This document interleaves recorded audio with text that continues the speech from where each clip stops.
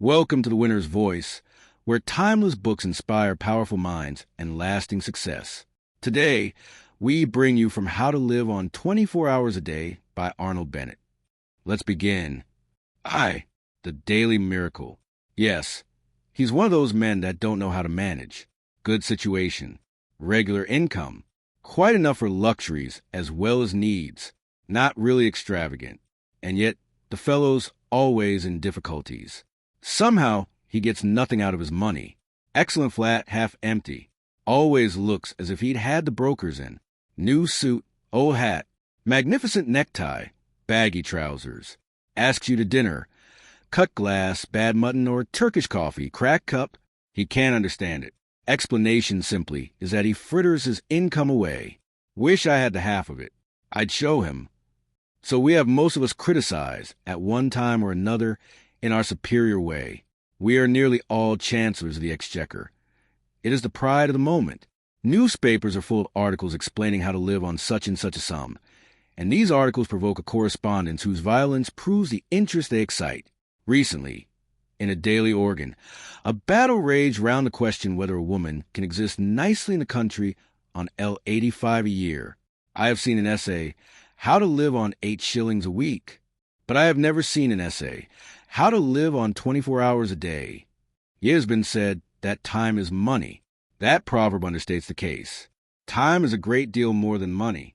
If you have time, you can obtain money, usually, but though you have the wealth of a cloakroom attendant at the Carlton Hotel, you cannot buy yourself a minute more time than I have, or the cat by the fire has. Philosophers have explained space. They have not explained time. It is the inexplicable raw material of everything. With it, all is possible. Without it, nothing. The supply of time is truly a daily miracle, an affair genuinely astonishing when one examines it. You wake up in the morning, and lo, your purse is magically filled with 24 hours of the unmanufactured tissue of the universe of your life. It is yours. It is the most precious of possessions, a highly singular commodity, showered upon you in a manner as singular as a commodity itself. For remark, no one can take it from you. It is unstealable. And no one receives either more or less than you receive. Talk about an ideal democracy. In the realm of time, there is no aristocracy of wealth, and no aristocracy of intellect. Genius is never rewarded by even an extra hour a day, and there is no punishment. Waste your infinitely precious commodity as much as you will, and the supply will never be withheld from you.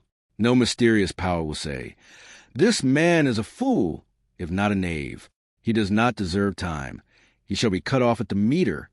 It is more certain in consols, and payment of income is not affected by Sundays. Moreover, you cannot draw on the future. Impossible to get into debt. You can only waste the passing moment.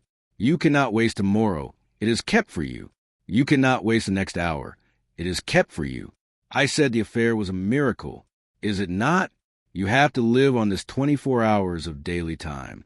Out of it you have to spend health, pleasure, money, content, respect, and the evolution of your immortal soul.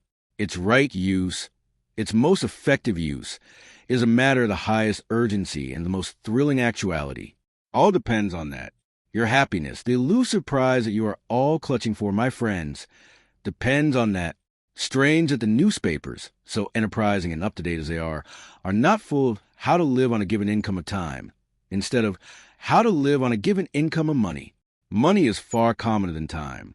When one reflects, one perceives that money is just about the commonest thing there is. It encumbers the earth in gross heaps. If one can't contrive to live on a certain income of money, one earns a little more or steals it or advertises for it. One doesn't necessarily muddle one's life, because one can't quite manage on £1,000 a year. One braces the muscles and makes it guineas and balances the budget. But if one cannot arrange that an income of 24 hours a day shall exactly cover all proper items of expenditure, one does muddle one's life definitely. The supply of time, though gloriously regular, is cruelly restricted. Which of us lives on 24 hours a day? And when I say lives, I do not mean exists nor muddles through. Which of us is free from that uneasy feeling that the great spending departments of his daily life are not managed as they ought to be? Which of us is quite sure that his fine suit is not surmounted by a shameful hat, or that in attending to the crockery he has forgotten the quality of the food. Which of us is not saying to himself, which of us has not been saying to himself all his life, I shall alter that when I have a little more time? We never shall have any more time. We have, and we have always had, all the time there is. It is a realization of this profound and neglected truth, which, by the way, I have not discovered, that has led me to the minute practical examination of daily time expenditure. 2. The desire to exceed one's program. But someone may remark, with the English disregard of everything except the point, what is he driving at with his 24 hours a day? I have no difficulty in living on 24 hours a day. I do all that I want to do and still find time to go in for newspaper competitions. Surely it is a simple affair, knowing that one is only 24 hours a day, to content oneself with 24 hours a day. To you, my dear sir, I present my excuses and apologies. You are precisely the man that I have been wishing to meet for about 40 years. Will you kindly send me your name and address, and state your charge for telling me how you do it? Instead of me talking to you, you ought to be talking to me. Please come forward. That you exist, I am convinced, and that I have not yet encountered you is my loss. Meanwhile, until you appear, I will continue to chat with my companions in distress, that innumerable band of souls who are haunted, more or less painfully, by the feeling that the years slip by and slip by and slip by, and that they have not yet been able to get their lives into proper working order. If we analyze that feeling, we shall perceive it to be primarily one of uneasiness, of expectation, of looking forward, of aspiration. It is a source of constant discomfort, for it behaves like a skeleton at the feast of all our enjoyments. We go to the theater and laugh, but between the acts it raises a skinny finger at us. We rush violently for the last train, and while we are cooling a long age on the platform waiting for the last train, it promenades its bones up and down by our side and inquires, O man, what hast thou done with thy youth? What art thou doing with thine age? You may urge that this feeling of continuous looking forward, of aspiration, is part of life itself, and inseparable from life itself. True, but there are degrees.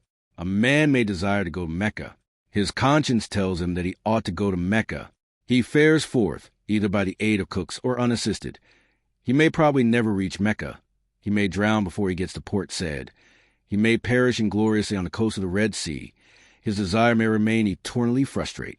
Unfulfilled aspiration may always trouble him. But he will not be tormented in the same way as the man who, desiring to reach Mecca, and harried by the desire to reach Mecca, never leaves Brixton. It is something to have left Brixton. Most of us have not left Brixton. We have not even taken a cab to Ludgate Circus and inquired from cooks the price of a conducted tour. And our excuse to ourselves is that there are only 24 hours in the day. If we further analyze our vague, uneasy aspiration, we shall, I think, see that it springs from a fixed idea that we ought to do something in addition to those things which we are loyally and morally obliged to do. We are obliged by various codes written and unwritten to maintain ourselves and our families, if any, in health and comfort, to pay our debts, to save, to increase our prosperity by increasing our efficiency, a task sufficiently difficult, a task which very few of us achieve, a task often beyond our skill. Yet if we succeed in it, as we sometimes do, we are not satisfied. The skeleton is still with us. And even when we realize that the task is beyond our skill, that our powers cannot cope with it, we feel that we should be less discontented if we gave to our powers, already overtaxed, something still further to do. And such is, indeed, the fact. The wish to accomplish something outside their formal program is common to all men who in the course of evolution have risen past a certain level, until an effort is made to satisfy that wish.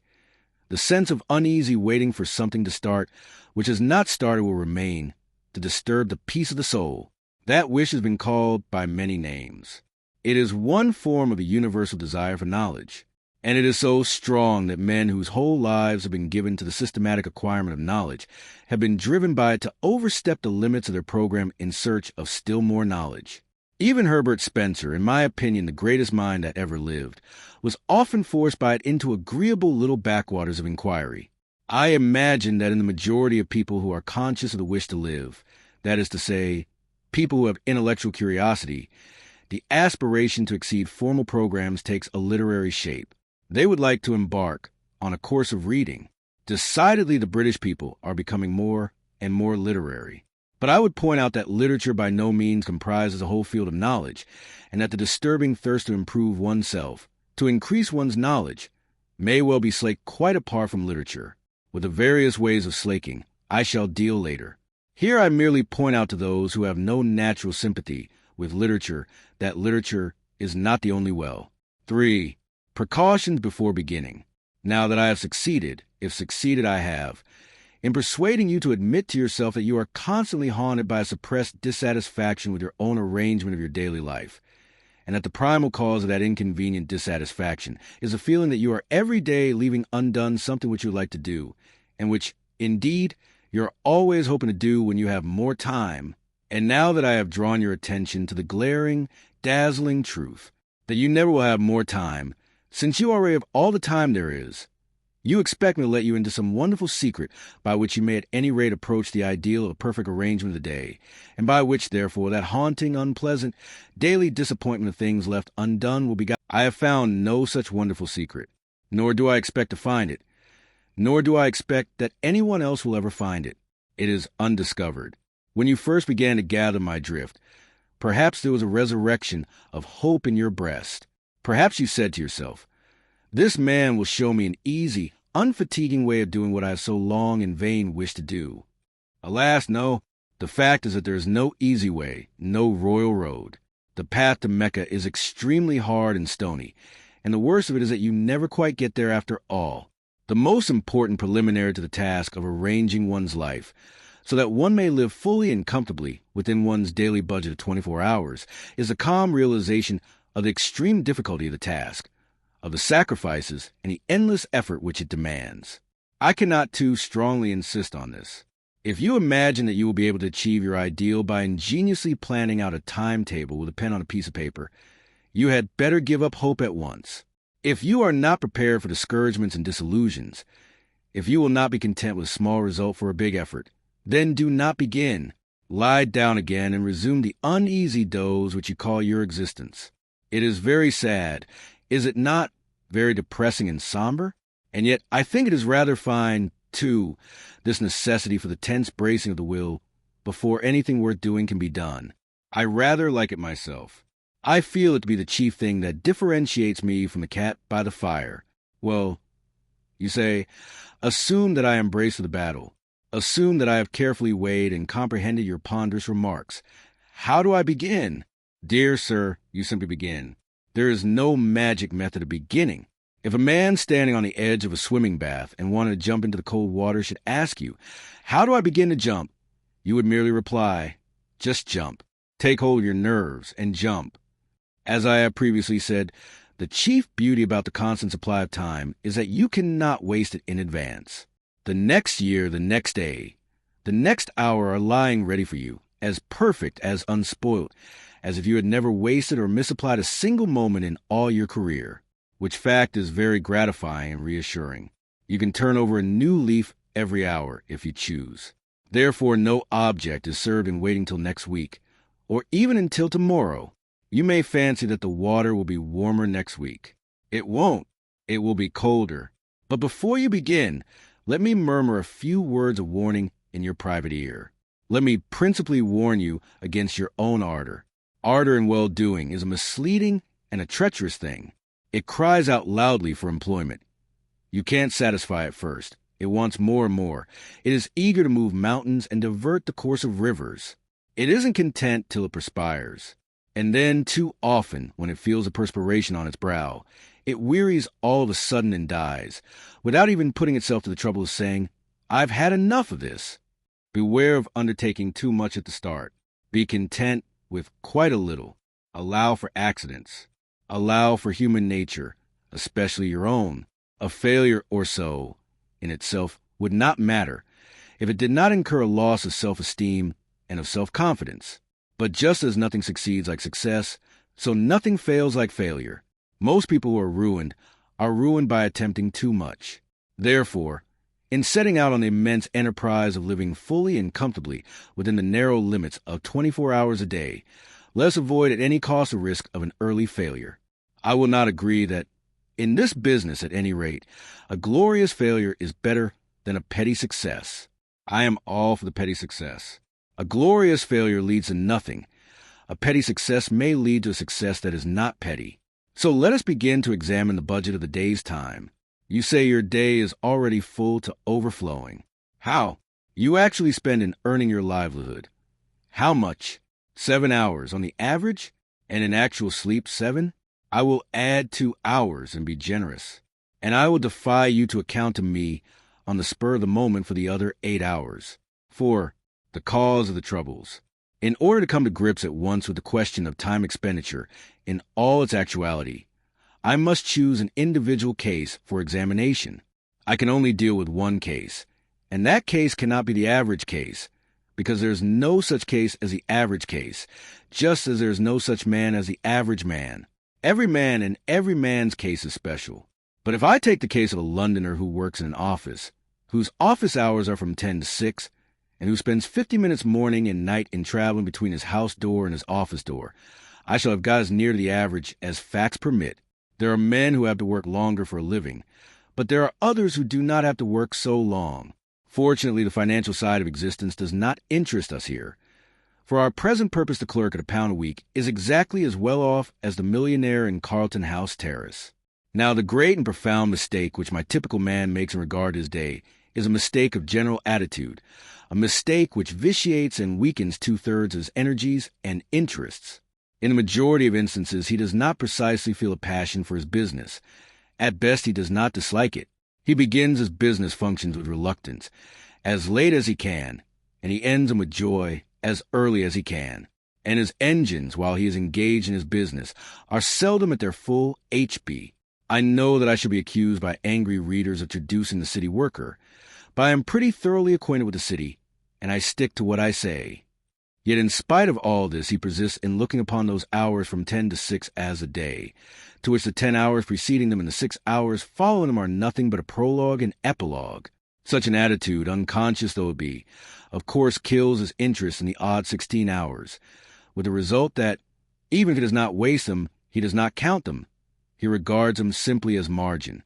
This general attitude is utterly illogical and unhealthy, since it formally gives a central prominence to a patch of time and a bunch of activities which the man's one idea is to get through and have done with. If a man makes 2/3 of his existence subservient to 1/3, for which admittedly he has no absolutely feverish zest, how can he hope to live fully and completely? He cannot. If my typical man wishes to live fully and completely, he must, in his mind, arrange a day within a day.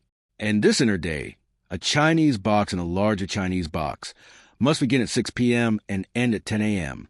It is a day of 16 hours, and during all these 16 hours he has nothing whatever to do but cultivate his body and his soul and his fellow men. During those 16 hours he is free. He is not a wage earner. He is not preoccupied with monetary cares.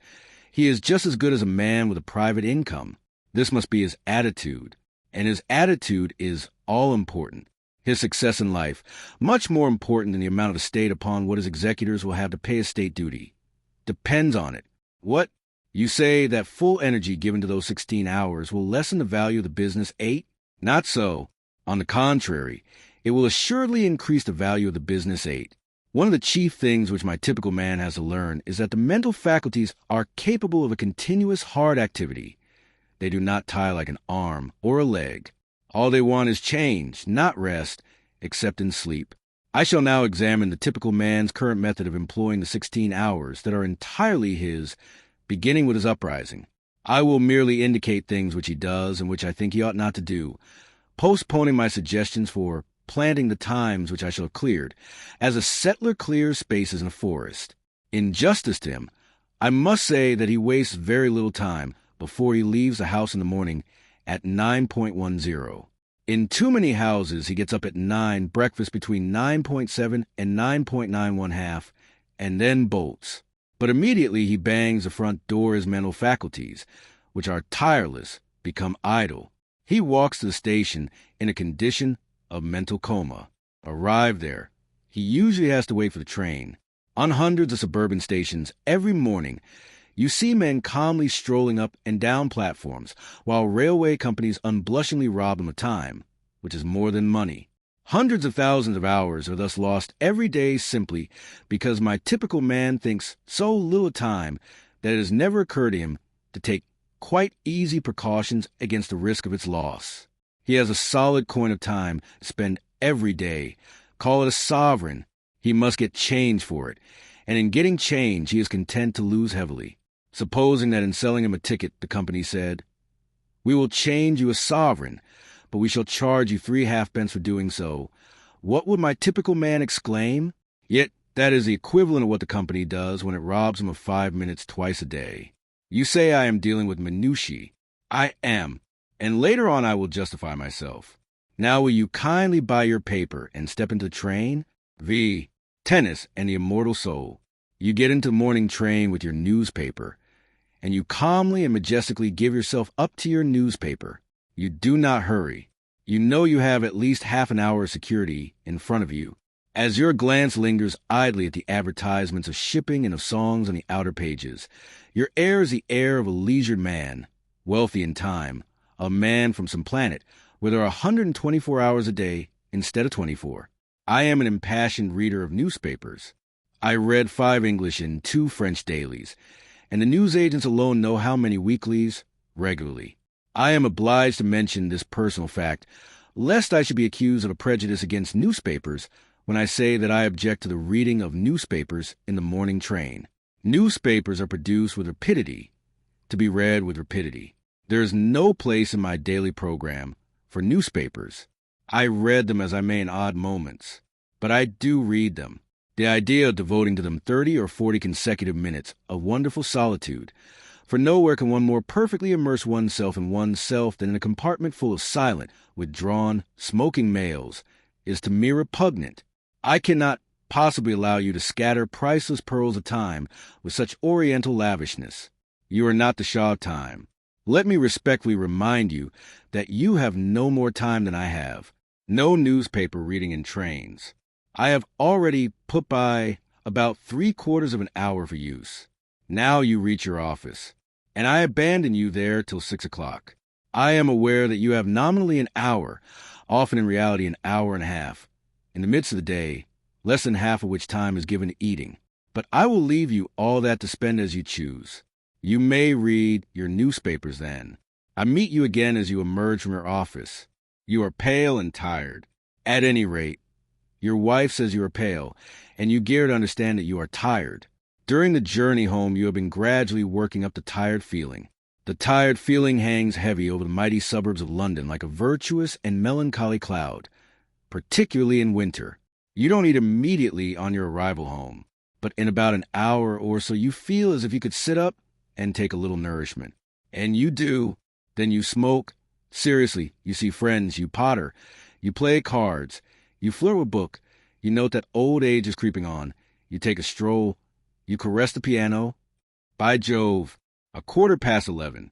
You then devote quite 40 minutes to thinking about going to bed, and it is conceivable that you are acquainted with a genuinely good whiskey. At last you go to bed, exhausted by the day's work. 6 hours, probably more, have gone since you left the office. Gone like a dream, gone like magic, unaccountably gone. That is a fair sample case. But you say, it's all very well for you to talk. A man is tired. A man must see his friends. He can't always be on the stretch. Just so. But when you arrange to go to the theater, especially with a pretty woman, what happens? You rush to the suburbs. You spare no toil to make yourself glorious in fine raiment. You rush back to town in another train. You keep yourself on the stretch for 4 hours, if not 5. You take her home. You take yourself home. You don't spend 3/4 of an hour in thinking about going to bed. You go. Friends and fatigue have equally been forgotten, and the evening has seemed so exquisitely long, or perhaps too short. And do you remember that time when you were persuaded to sing in the chorus of the Amateur Operatic Society, and slaved 2 hours every other night for 3 months? Can you deny that when you have something definite to look forward to at eventide, something that is to employ all your energy, the thought of that something gives a glow and a more intense vitality to the whole day? What I suggest is that at 6 o'clock you look facts in the face and admit that you are not tired, because you are not, you know, and that you arrange your evening so that it is not cut in the middle by a meal. By so doing, you will have a clear expanse of at least 3 hours. I do not suggest that you should employ 3 hours every night of your life in using up your mental energy, but I do suggest that you might, for a commencement, employ an hour and a half every other evening in some important and consecutive cultivation of the mind. You will still be left with 3 evenings for friends, bridge, tennis, domestic scenes, odd reading, pipes, gardening, pottering, and prize competitions. You will still have the terrific wealth of 45 hours between 2 p.m. Saturday and 10 a.m. Monday. If you persevere, you will soon want to pass 4 evenings, and perhaps 5, in some sustained endeavor to be genuinely alive. And you'll fall out of that habit of muttering to yourself at 11:15 p.m., "Time to be thinking about going to bed." The man who begins to go to bed 40 minutes before he opens his bedroom door is bored. That is to say, he is not living. But remember, at the start, those 90 nocturnal minutes thrice a week must be the most important minutes in the 10,080. They must be sacred, quite as sacred as a dramatic rehearsal or a tennis match. Instead of saying, "Sorry I can't see you, old chap, but I have to run off the tennis club," you must say, "But I have to work." This, I admit, is intensely difficult to say. Tennis is so much more urgent than the immortal soul. 6. Remember human nature. I have incidentally mentioned the vast expanse of 44 hours between leaving business at 2 p.m. on Saturday and returning to business at 10 a.m. on Monday. And here I must touch on the point whether the week should consist of 6 days or 7. For many years, in fact, until I was approaching 40, my own week consisted of 7 days. I was constantly being informed by older and wiser people that more work, more genuine living, could be got out of 6 days and out of 7. And it is certainly true that now, with 1 day in 7 in which I follow no program and make no effort save what the caprice of the moment dictates, I appreciate intensely the moral value of a weekly rest. Nevertheless, had I my life to arrange over again, I would do again as I have done. Only those who have lived at the full stretch 7 days a week for a long time can appreciate the full beauty of a regular recurring idleness. Moreover, I am aging, and it is a question of age. In cases of abounding youth and exceptional energy and desire for effort, I should say unhesitatingly, keep going day in, day out. But in the average case, I should say, confine your formal program, super program, to 6 days a week. If you find yourself wishing to extend it, but only in proportion to your wish, and count a time extra as a windfall, not as regular income, so that you can return to a 6-day program without the sensation of being poorer, of being a backslider. Let us now see where we stand. So far we have marked for saving out the waste of days, half an hour at least on 6 mornings a week, and 1 hour and a half on 3 evenings a week. Total, 7 hours and a half a week. I propose to be content with that 7 hours and a half for the present. What? You cry. You pretend to show us how to live, and you only deal with 7 hours and a half out of 168. Are you going to perform a miracle with your 7 hours and a half? Well, not to mince the matter, I am. If you will kindly let me, that is to say, I am going to ask you to attempt an experience which, while perfectly natural and explicable, has all the air of a miracle. My contention is that the full use of those 7.5 hours will quicken the whole life of the week, add zest to it, and increase the interest which you feel in even the most banal occupations. You practice physical exercises for a mere 10 minutes morning and evening, and yet you are not astonished when your physical health and strength are beneficially affected every hour of the day, and your whole physical outlook changed. Why should you be astonished that an average of over an hour a day given to the mind should permanently and completely enliven the whole activity of the mind? More time might assuredly be given to the cultivation of oneself, and in proportion as the time was longer the results would be greater. But I prefer to begin with what looks like a trifling effort. It is not really a trifling effort, as those will discover who have yet to essay it. To clear even 7 hours and a half from the jungle is passably difficult, for some sacrifice has to be made. One may have spent one's time badly, but one did spend it. One did do something with it, however ill-advised that something may have been. To do something else means a change of habits, and habits are the very dickens to change. Further, any change, even a change for better, is always accompanied by drawbacks and discomforts. If you imagine that you'll be able to devote 7 hours and a half a week to serious, continuous effort and still live your old life, you are mistaken. I repeat that some sacrifice and an immense deal of volition will be necessary. And it is because I know the difficulty. It is because I know the almost disastrous effect of failure in such an enterprise that I earnestly advise a very humble beginning. You must safeguard your self-respect. Self-respect is at the root of all purposefulness. And a failure in an enterprise deliberately planned deals a desperate wound at one's self-respect. Hence I iterate and reiterate. Start quietly, unostentatiously. When you have conscientiously given 7 hours and a half a week to the cultivation of your vitality for 3 months, then you may begin to sing louder and tell yourself what wondrous things you are capable of doing. Before coming to the method of using the indicated hours, I have one final suggestion to make. That is, as regards the evenings, to allow much more than an hour and a half in which to do the work of an hour and a half. Remember the chance of accidents. Remember human nature. And give yourself, say, from 9 to 11.30 for your task of 90 minutes. 7. Controlling the mind. People say, one can't help one's thoughts. But one can. The control of the thinking machine is perfectly possible. And since nothing whatever happens to us outside our own brain, since nothing hurts us or gives us pleasure except within the brain, the supreme importance of being able to control what goes on in that mysterious brain is patent. This idea is one of the oldest platitudes, but it is a platitude whose profound truth and urgency most people live and die without realizing. People complain of the lack of power to concentrate, not witting that they may acquire the power if they choose. And without the power to concentrate, that is to say, without the power to dictate to the brain its task and to ensure obedience, true life is impossible. Mind control is the first element of a full existence. Hence, it seems to me, the first business of the day should be put the mind through its paces. You look after your body inside and out. You run grave danger in hacking hairs off your skin. You employ a whole army of individuals, from the milkman to the pig killer, to enable you to bribe your stomach into decent behavior. Why not devote a little attention to the far more delicate machinery of the mind, especially as you will require no extraneous aid? It is for this portion of the art and craft of living that I have reserved the time from the moment of quitting your door to the moment of arriving at your office. What? I am to cultivate my mind in the street, on the platform, in the train, and in the crowded street again. Precisely. Nothing simpler. No tools required. Not even a book. Nevertheless, the affair is not easy. When you leave your house, concentrate your mind on a subject, no matter what, to begin with.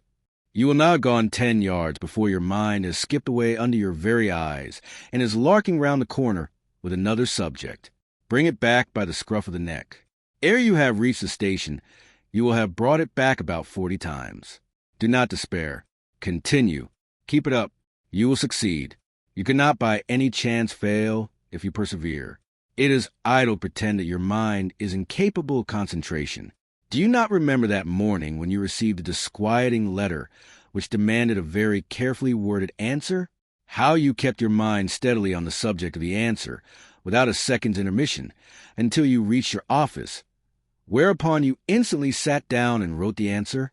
That was a case in which you were roused by circumstances to such a degree of vitality that you were able to dominate your mind like a tyrant. You would have no trifling. You insisted that its work should be done, and its work was done by the regular practice of concentration, as to which there is no secret, save the secret of perseverance. You can tyrannize over your mind, which is not the highest part of you, every hour of the day, and in no matter what place. The exercise is a very convenient one. If you got into your morning train with a pair of dumbbells for your muscles or an encyclopedia in 10 volumes for your learning, you would probably excite remark. But as you walk in the street or sit in the corner of the compartment behind a pipe or strap hang on the subterranean, who is to know that you are engaged in the most important of daily acts? What asinine bore can laugh at you? I do not care what you concentrate on, so long as you concentrate. It is the mere disciplining of the thinking machine that counts. But still, you may as well kill 2 birds with 1 stone and concentrate on something useful. I suggest, it is only a suggestion, a little chapter of Marcus Aurelius or Epictetus. Do not I beg, shy at their names. For myself, I know nothing more actual, more bursting with plain common sense, applicable to the daily life of plain persons like you and me, who hate airs, pose, and nonsense, than Marcus Aurelius or Epictetus. Read a chapter, and so short they are, the chapters, in the evening, and concentrate on it the next morning. You will see. Yes, my friend, it is useless for you to try to disguise the fact. I can hear your brain like a telephone at my ear. You are saying to yourself, this fellow was doing pretty well up to his 7th chapter. He had begun to interest me faintly. But what he says about thinking in trains and concentration and so on is not for me. It may be well enough for some folks, but it isn't in my line. It is for you, I passionately repeat. It is for you. Indeed, you're the very man I am aiming at. Throw away the suggestion, and you throw away the most precious suggestion that was ever offered to you. It is not my suggestion. It is a suggestion of the most sensible, practical, hard-headed men who have walked the earth. I only give it you at second hand. Try it, get your mind in hand, and see how the process cures half the evils of life, especially worry, that miserable, avoidable, shameful disease. Worry. 8. The reflective mood, the exercise of concentrating the mind, to which at least half an hour a day should be given, is a mere preliminary, like scales on the piano. Having acquired power over that most unruly member of one's complex organism, one has naturally to put it to the yoke. Useless to possess an obedient mind, unless one profits to the furthest possible degree by its obedience. A prolonged primary course of study is indicated. Now, as to what this course of study should be, there cannot be any question. There never has been any question. All the sensible people of all ages are agreed upon it, and it is not literature, nor is it any other art, nor is it history, nor is it any science. It is the study of oneself. Man, know thyself. These words are so hackneyed that verily I blush to write them. Yet they must be written, for they need to be written. I take back my blush, being ashamed of it. Man, know thyself. I say it out loud. The phrase is one of those phrases with which everyone is familiar, of which everyone acknowledges a value, and which only the most sagacious put into practice. I don't know why. I am entirely convinced that what is more than anything else lacking in the life of the average, well-intentioned man of today is the reflective mood. We do not reflect. I mean that we do not reflect upon genuinely important things, upon the problem of our happiness, upon the main direction in which we're going, upon what life is giving to us, upon the share which reason has, or has not, in determining our actions, and upon the relation between our principles and our conduct. And yet you are in search of happiness, are you not? Have you discovered it? The chances are that you have not. The chances are that you have already come to believe that happiness is unattainable. But men have attained it, and they have attained it by realizing that happiness does not spring from the procuring of physical or mental pleasure, but from the development of reason and the adjustment of conduct to principles. I suppose that you will not have the audacity to deny this. And if you admit it and still devote no part of your day to the deliberate consideration of your reason, principles, and conduct, you admit also that while striving for a certain thing, you are regularly leaving undone the one act which is necessary to the attainment of that thing. Now, shall I blush or will you? Do not fear that I mean to thrust certain principles upon your attention. I care not, in this place, what your principles are. Your principles may induce you to believe in the righteousness of burglary. I don't mind. All I urge is that a life in which conduct does not fairly well accord with principles is a silly life, and that conduct can only be made to accord with principles by means of daily examination, reflection, and resolution. What leads to the permanent sorrowfulness of burglars is that their principles are contrary to burglary. If they genuinely believed in the moral excellence of burglary, penal servitude would simply mean so many happy years for them. All martyrs are happy, because their conduct and their principles agree. As for reason, which makes conduct, and is not unconnected with the making of principles, it plays a far smaller part in our lives than we fancy. We are supposed to be reasonable, but we are much more instinctive than reasonable. And the less we reflect, the less reasonable we shall be. The next time you get cross with the waiter because your steak is overcooked, ask reason to step into the cabinet room of your mind and consult her. She will probably tell you that the waiter did not cook the steak and had no control over the cooking of the steak, and that even if he alone was to blame, you accomplished nothing good by getting cross. You merely lost your dignity, looked a fool in the eyes of sensible men, and soured the waiter, while producing no effect whatever on the steak. The result of this consultation with reason, for which she makes no charge, will be that when once more your steak is overcooked, you will treat the waiter as a fellow creature, remain quite calm in a kindly spirit, and politely insist on having a fresh steak. The game will be obvious and solid. In the formation or modification of principles and the practice of conduct, much help can be derived from printed books, issued at 6 pence each and upwards. I mentioned in my last chapter Marcus Aurelius and Epictetus. Certain even more widely known works will occur at once to the memory. I may also mention Pascal, La Bruyere, and Emerson.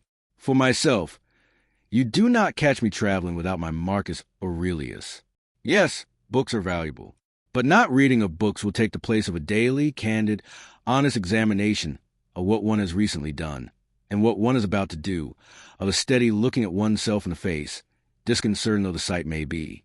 When shall this important business be accomplished? The solitude of the evening journey home appears to me to be suitable for it. A reflective mood naturally follows the exertion of having earned the day's living. Of course, if, instead of attending to an elementary and profoundly important duty, you prefer to read the paper, which you might just as well read while waiting for your dinner, I have nothing to say, but attend to it at some time of the day you must. I now come to the evening hours. 9. Interest in the arts. Many people pursue a regular and uninterrupted course of idleness in the evenings because they think that there is no alternative to idleness but the study of literature, and they do not happen to have a taste for literature. This is a great mistake. Of course, it is impossible, or at any rate very difficult, properly to study anything whatever without the aid of printed books. But if you desire to understand the deeper depths of bridge or boat sailing, you would not be deterred by your lack of interest in literature from reading the best books on bridge or boat sailing. We must, therefore, distinguish between literature and books treating of subjects not literary. I shall come to literature in due course. Let me now remark to those who have never read Meredith, and who are capable of being unmoved by a discussion as to whether Mr. Stephen Phillips is or is not a true poet, that they are perfectly within their rights. It is not a crime not to love literature. It is not a sign of imbecility. The mandarins of literature will order out to instant execution the unfortunate individual who does not comprehend, say, the influence of Wordsworth on Tennyson. But that is only their impudence. Where would they be, I wonder, if requested to explain the influences that went to make Tchaikovsky's pathetic symphony? There are enormous fields of knowledge quite outside literature which will yield magnificent results to cultivators. For example, since I just mentioned the most popular piece of high-class music in England today, I am reminded that the promenade concerts begin in August.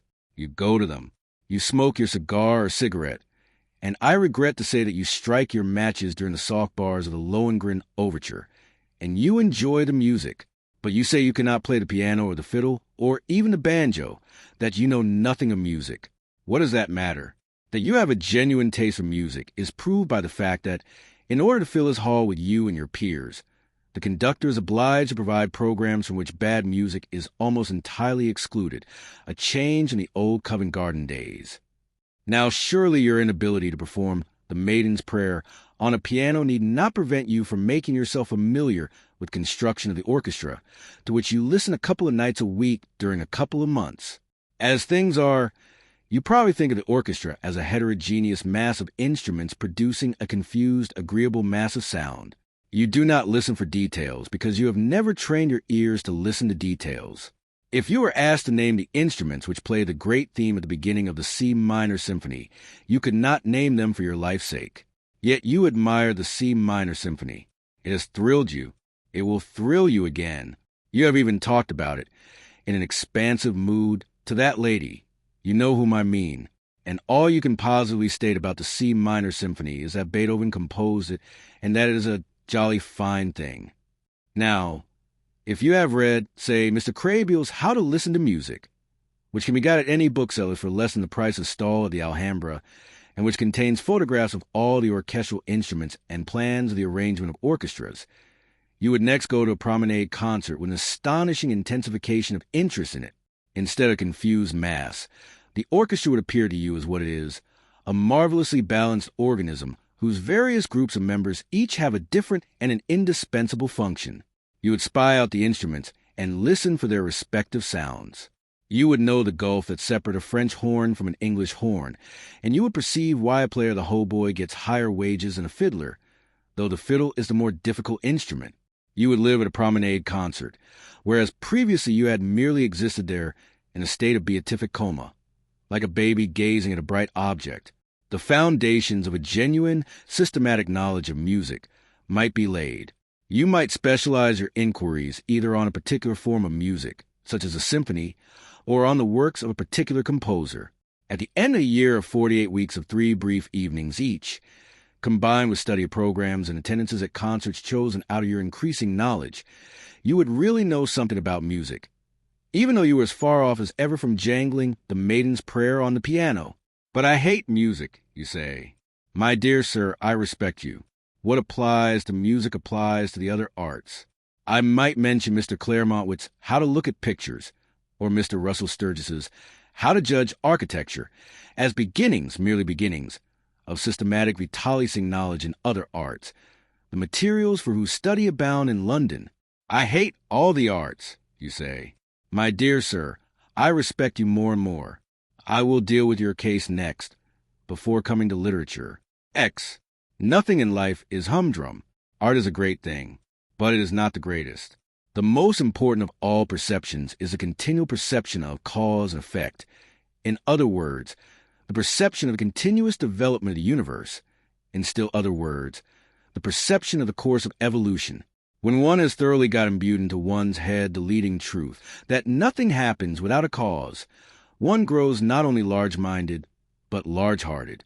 It is hard to have one's watch stolen, but one reflects that the thief of the watch became a thief from causes of heredity and environment which are as interesting as they are scientifically comprehensible, and one buys another watch, if not with joy, at any rate with philosophy that makes bitterness impossible.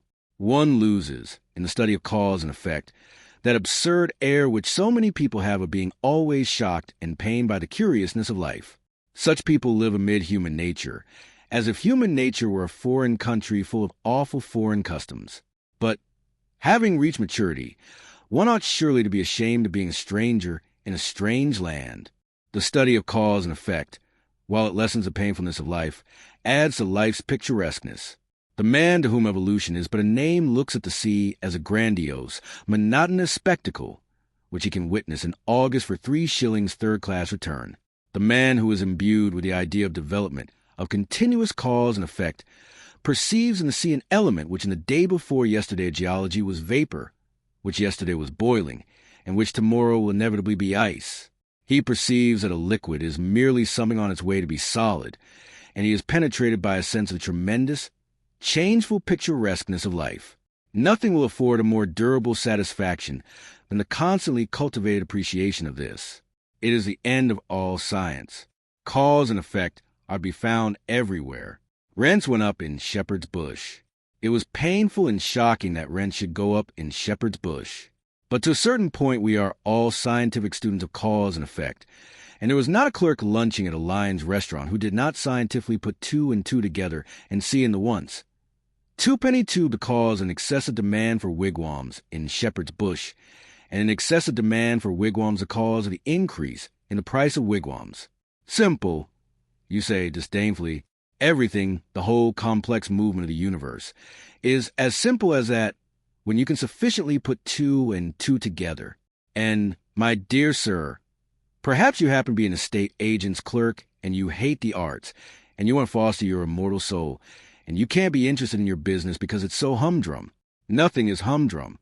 The tremendous, changeful picturesqueness of life is marvelously shown in an estate agent's office. What? There was a block of traffic in Oxford Street. To avoid the block, people actually began to travel under the cellars and drains, and the result was a rise of rents in Shepherd's Bush. And you say that isn't picturesque. Suppose you were to study, in this spirit, the property question in London for an hour and a half every other evening. Would it not give zest to your business and transform your whole life? You would arrive at more difficult problems. And you would be able to tell us why. As a natural result of cause and effect, the longest straight street in London is about 1.5 yards in length, while the longest absolutely straight street in Paris extends for miles. I think you will admit that in an estate agent's clerk, I have not chosen an example that specially favors my theories. You are a bank clerk, and you have not read that breathless romance, disguised as a scientific study, Walter Bagehot's Lombard Street. Ah, my dear sir, if you had begun with that, and followed it up for 90 minutes every other evening, how enthralling your business would be to you, and how much more clearly you would understand human nature. You are penned in town, but you love excursions to the country and the observation of wildlife. Certainly a heart-enlarging diversion. Why don't you walk out of your house door in your slippers to the nearest gas lamp of a night with butterfly net, and observe the wildlife of common and rare moths that is beating about it, and coordinate the knowledge thus obtained, and build a superstructure on it, and at last get to know something about something? You need not be devoted to the arts, not to literature, in order to live fully. The whole field of daily habit and scene is waiting to satisfy that curiosity which means life, and the satisfaction of which means an understanding heart. I promise to deal with your case, O man who hates art and literature, and I have dealt with it. I now come to the case of the person, happily very common, who does like reading. 11. Serious reading. Novels are excluded from serious reading, so that the man who, bent on self-improvement, has been deciding to devote 90 minutes 3 times a week to a complete study of the works of Charles Dickens will be well advised to alter his plans. The reason is not that novels are not serious. Some of the great literature of the world is in the form of prose fiction. The reason is that bad novels ought not to be read, and that good novels never demand any appreciable mental application on the part of the reader. It is only the bad parts of Meredith's novels that are difficult. A good novel rushes you forward like a skiff down a stream, and you arrive at the end, perhaps breathless, but unexhausted. The best novels involve the least strain. Now, in the cultivation of the mind, one of the most important factors is precisely the feeling of strain, of difficulty, of a task which one part of you is anxious to achieve and another part of you is anxious to shirk, and that feeling cannot be gotten facing a novel. You do not set your teeth in order to read Anna Karenina. Therefore, though you should read novels, you should not read them in those 90 minutes. Imaginative poetry produces a far greater mental strain than novels. It produces probably the severest strain of any form of literature. It is the highest form of literature. It yields the highest form of pleasure, and teaches the highest form of wisdom. In a word, there is nothing to compare with it. I say this with sad consciousness of the fact that the majority of people do not read poetry. I am persuaded that many excellent persons, if they were confronted with the alternatives of reading Paradise Lost and going round Trafalgar Square at noonday on their knees in sackcloth, would choose the ordeal of public ridicule. Still, I will never cease advising my friends and enemies to read poetry before anything. If poetry is what is called a sealed book to you, begin by reading Hazlitt's famous essay on the nature of poetry in general. It is the best thing of its kind in English, and no one who has read it can possibly be under the misapprehension that poetry is a medieval torture, or a mad elephant, or a gun that will go off by itself and kill at 40 paces. Indeed, it is difficult to imagine the mental state of the man who, after reading Hazlitt's essay, is not urgently desirous of reading some poetry before his next meal. If the essay so inspires you, I would suggest that you make commencement with purely narrative poetry. There is an infinitely finer English novel, written by a woman, than anything by George Eliot or the Brontes, or even Jane Austen, which perhaps you have not read. Its title is Aurora Leigh, and its author E.B. Browning. It happens to be written in verse, and it contains a considerable amount of genuinely fine poetry. Decide to read that book through, even if you die for it. Forget that it is fine poetry. Read it simply for the story and the social ideas. And when you have done, ask yourself honestly whether you still dislike poetry. I have known more than one person whom Aurora Leigh has been means of proving that in assuming they hated poetry, they were entirely mistaken. Of course, if, after Hazlitt, and such an experiment made in the light of Hazlitt, you are finally assured that there is something in you which is antagonistic to poetry, you must be content with history or philosophy. I shall regret it, yet not inconsolably. The decline and fall is not to be named in the same day with Paradise Lost, but is a vastly pretty thing, and Herbert Spencer's First Principles, simply laughs at the claims of poetry and refuses to be accepted as aught but the most majestic product of any human mind. I do not suggest that either of these works is suitable for a tyro in mental strains. But I see no reason why any man of average intelligence should not, after year of continuous reading, be fit to assault the supreme masterpieces of history or philosophy. The great convenience of masterpieces is that they are so astonishingly lucid. I suggest no particular work as a start. The attempt would be futile in the space of my command. But I have two general suggestions of a certain importance. The first is to define the direction and scope of your efforts. Choose a limited period or a limited subject or a single author. Say to yourself, I will know something about the French Revolution or the rise of railways or the works of John Keats. And during a given period, to be settled beforehand, confine yourself to your choice. There is much pleasure to be derived from being a specialist. The second suggestion is to think as well as to read. I know people who read, and for all the good it does them, they might just as well cut bread and butter. They take to reading as better men take to drink. They fly through the shires of literature on a motor car, their sole object being motion. They will tell you how many books they have read in a year. Unless you give at least 45 minutes to careful, fatiguing reflection, it is an awful bore at first. Upon what you are reading, your 90 minutes a night are chiefly wasted. This means that your pace will be slow. Never mind. Forget the goal. Think only of the surrounding country. And after a period, perhaps when you least expect it, you will suddenly find yourself in a lovely town on a hill. 12. Dangers to avoid. I cannot terminate these hints, often, I fear, too didactic and abrupt, upon the full use of one's time to the great end of living, as distinguished from vegetating, without briefly referring to certain dangers which lie in wait for sincere aspirant towards life. The first is a terrible danger of becoming that most odious and least supportable of persons, a prig. Now a prig is a pert fellow who gives himself airs of superior wisdom. A prig is a pompous fool who has gone out for a ceremonial walk, and without knowing has lost an important part of his attire, namely, his sense of humor. A prig is a tedious individual who, having made a discovery, is so impressed by his discovery that he is capable of being gravely displeased because the entire world is not also impressed by it. Unconsciously to become a prig is an easy and fatal thing. Hence, when one sets forth on the enterprise of using all one's time, it is just as well to remember that one's own time, and not other people's time, is a material with which one has to deal, that the earth rolled on pretty comfortably before one began to balance a budget of the hours, and that it will continue to roll on pretty comfortably whether or not one succeeds in one's new role of Chancellor of the Exchequer of Time. It is as well not to chatter too much about what one is doing, and not to betray a too-pained sadness at the spectacle of a whole world deliberately wasting so many hours out of every day, and therefore never really living. It will be found, ultimately, that in taking care of one's self one is quite all one can do. Another danger is the danger of being tied to a program, like a slave to chariot.